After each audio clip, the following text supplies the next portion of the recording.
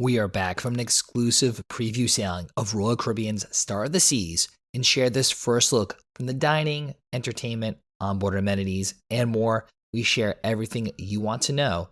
That way you'll be one step ahead of everyone else on board. Up next. Welcome aboard. I'm Don B from Eat Sleep Cruise. And whether you're deciding if Star of the Seas is right for you, or just interested in knowing how she compares to her sister ship, Icon of the Seas, we've got you covered. Now, like Icon of the Seas, Star of the Seas shares many of the same specs. At over 248,000 gross tons, both vessels comprise 8 neighborhoods, 20 total decks, and over 40 food and beverage offerings. But before you ask, no, we did not get to all of them on this 3-day sailing, but we did our best to sample as much as possible. In fact, one of the main differences between the two ships is the dining options. Perhaps one of our favorite enhancements has to do with the Aqua Dome market. While both ships feature this casual dining space, Star of the Seas introduces some new food stalls and menu items. Star of the Seas selections include Pig Out Barbecue, featuring barbecue sandwiches along with mac and cheese bowls. Mai Tai, serving Thai favorites. La Conita, featuring Latin American tapas like empanadas. Feta Mediterranean, featuring similar options found on Icon of the Seas. And Creme de la Crepe, serving up delicious crepes. While the Aqua Dome market was our favorite addition to the dining lineup on Icon of the Seas, we think the nude food stalls and menu selections are even better on Star of the Seas. We particularly enjoyed the pad thai, brisket with mac and cheese, and the chicken empanadas. Of course, you can still grab some tasty gyros and crepes as well. But we also enjoyed all the other casual offerings on Star of the Seas. Replacing Cafe Promenade on Star of the Seas and Icon of the Seas is the Pearl Cafe. The sandwiches here for breakfast and lunch are a major upgrade compared to other ships in the fleet. This venue also features new grab-and-go items, like fruit cups, deli sandwiches, and other items that are easy for cruisers to snag without waiting in line. Pearl Cafe still serves Starbucks coffee, which is included in the Royal Caribbean drink package, or the Cafe Select coffee card. The licensed Starbucks location one deck down is not included. Another nice update to Star of the Seas is streamlining the menu at base camp. This casual restaurant on Deck 16 in Thrill Island offers kid-friendly favorites like tater tots and chicken tenders. Now on Icon of the Seas, it also included upcharge items. Well, on Star of the Seas, base camp now only includes complimentary options. Among the selections is the Smash Burger. Honestly, this is the best burger on the ship. Now, it might not be as good as Guy's Burger Joint on Carnival Cruise Line, but it's much better than the selections you'll find elsewhere on the ship. Besides those changes, we didn't notice many other differences in the casual dining on Star of the Seas. Park Cafe still offers up the signature Royal Kamwiki sandwich for lunch. It's also open for breakfast with sandwiches and grab-and-go selections. Other familiar favorites include El Loco Fresh on Deck 15 for some Tex-Mex. There's also Sorrento's Pizza on Deck 5, serving up the same subpar pizza. Of course, the Windjammer Buffet is also on Star of the Seas, serving up a variety of international cuisine for breakfast, lunch, and dinner. Let's be honest, Royal Caribbean has the best entertainment at sea. And Icon of the Seas delivered some incredible wows when she debuted in 2024. The signature production in the Royal Theatre is The Wizard of Oz. So, how can you top that? Well, for me, it's tapping into some 1980s nostalgia. Back to the Future, the musical, has been adapted for Star of the Seas. Fans of the beloved 1985 film will be thrilled to know that Marty McFly and Doc Brown are brought to life in this brand new Royal Caribbean production. While the full production wasn't ready during our first look, we got to see a few select scenes. From what we saw, the adaptation seemed to capture the original movie magic. Star of the Seas also features a brand new show in the Aqua Dome and an Absolute Zero. Switching it up, Torque replaces Aqua Action from Icon of the Seas, and Soul replaces Starburst Elemental Beauty.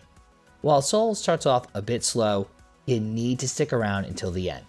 The ice skating trick performers are next level. Torque on Star of the Seas delivers an incredible combination of high divers, synchronized swimmers, dancers, and aerial artists. However, similar to Back to the Future, the full production of Torque wasn't ready during our sailing. While we always enjoy the Aqua Show, the verdict is still out on this one. Both Star of the Seas and Icon of the Seas feature 7 total pools, all with a unique vibe. These pools are also scattered around the ship, with decks 15, 16, and 17 comprising what you would typically think of as a pool deck. The most popular pool, at least for adults, will be Hideaway on deck 15. With an entrance from Thrill Island on deck 16, this aft pool area features a suspended infinity pool. It's also home to a bar serving signature cocktails. This is bound to be one of the most popular spots on the ship, so make sure to wake up early and claim a seat, order a drink, and then enjoy your cruise. The Cloud 17 pool is on deck 17. It's located forward on the starboard side and offers plenty of padded loungers and a small infinity pool. The deck 16 Swim and Tonic is another popular spot. It's Royal Caribbean's first swim-up bar at sea. While the cruise line is trialing making this pool adults only on Icon of the Seas, that was not the case for this cruise. Cruisers of all ages were welcome.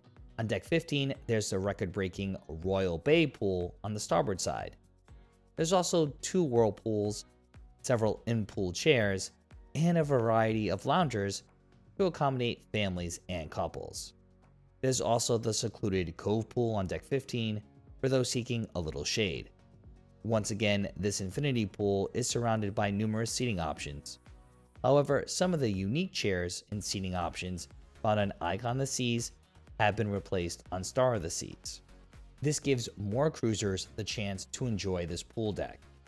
Families enjoying the Surfside neighborhood also have the Water's Edge pool on Star of the Seas, but that has been further enhanced, which we'll touch on in a bit. Guests staying in certain suite level staterooms have access to the 2-deck Grove Sun deck all the way forward on decks 18 and 19. With a small pool, whirlpool, and plenty of loungers, this exclusive area is a nice retreat from the rest of the ship. One practical but significant enhancement differentiating Star of the Seas from Icon of the Seas is the addition of another hot tub. Star of the Seas has 10 hot tubs compared to Icon's 9.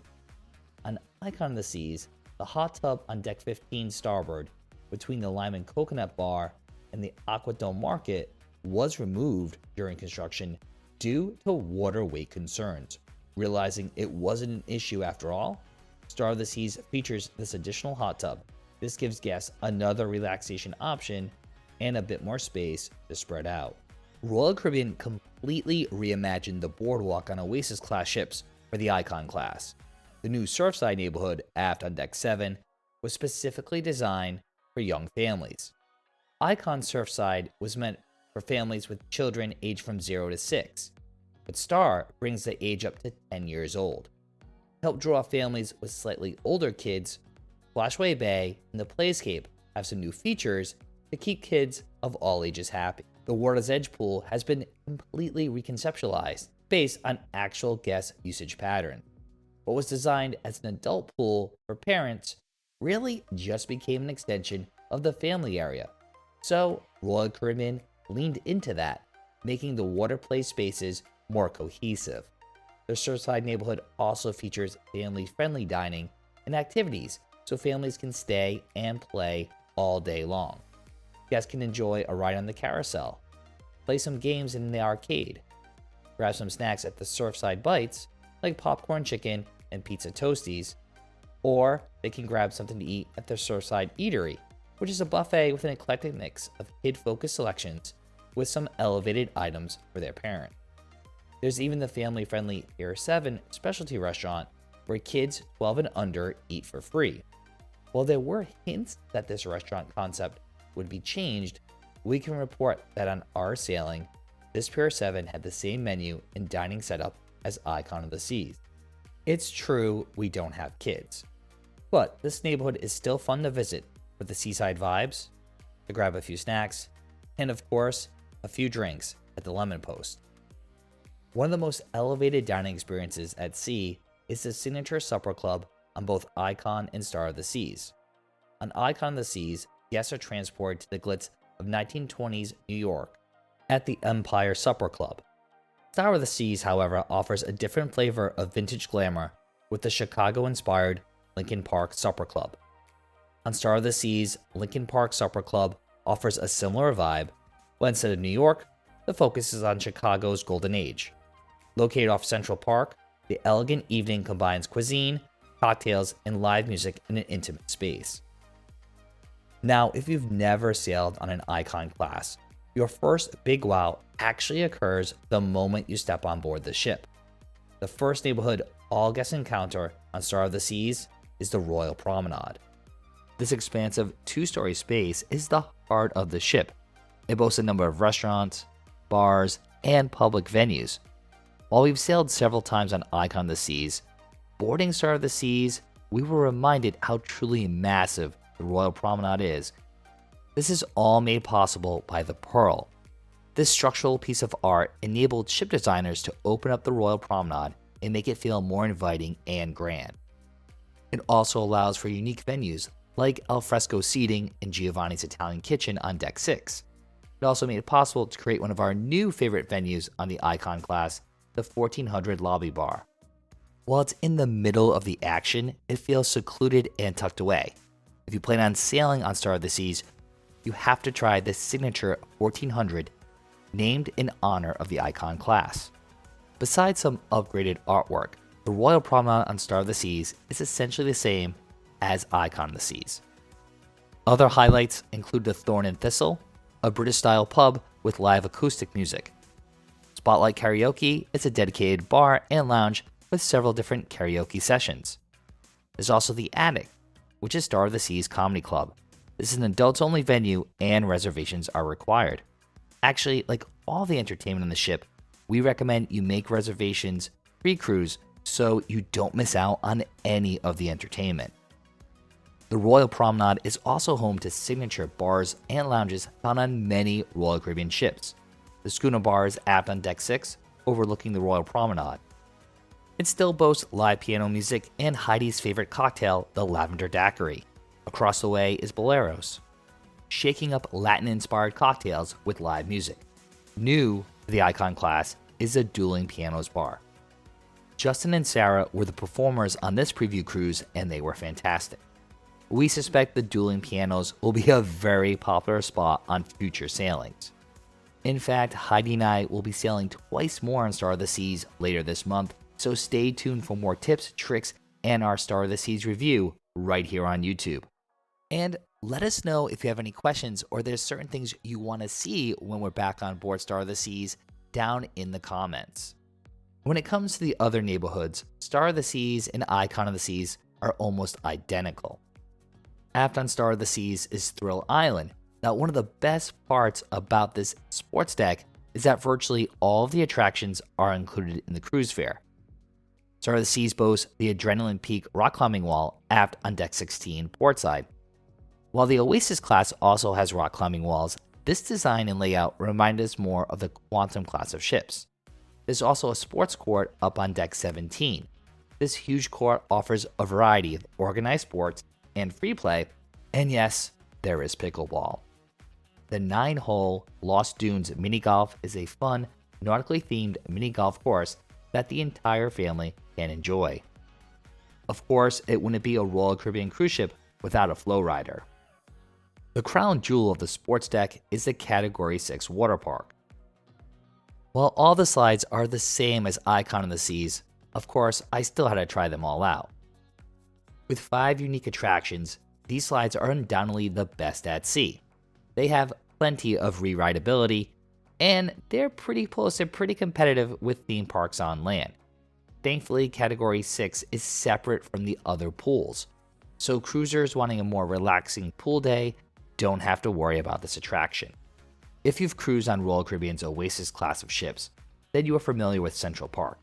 Although on Star of the Seas, this open-air space is much more lush and livelier than ever. Here you'll find Chops Grill, the cruise line's signature steakhouse. We had a chance to dine at Chops Grill and the food was fantastic. Across the way from Chops is Azumi, Royal Caribbean sushi and hibachi restaurant. Again, during this cruise, we dined at Azumi Hibachi and it was a delicious multi-course meal, plus a lot of fun. Similar to Icon of the Seas, Star of the Seas also features an Azumi in the park, where you can get sushi or bubble cones at a la carte pricing. On Star of the Seas, the trellis bar is also bigger and better than the Oasis class, and there's also a walk-up champagne bar, Bubbles. Following the overwhelming success of Rover on Icon of the Seas, Star introduces her own chief dog officer, Sailor. Like Rover, Sailor is a golden retriever who you can find roaming around the ship with her handler, or you can even follow her on social media. Now, of course, if you're new to Royal Caribbean, you may not know exactly what's included in Royal Caribbean Cruise. While cruising is a great value, not everything is covered in the cruise fare. Well, lucky for you, right here on YouTube, we have our brand new look of what's included in a Royal Caribbean Cruise, plus what will cost you extra. Armed with that knowledge, you'll know exactly how much to budget for your Royal Caribbean Cruise, and you won't return home with sticker shock.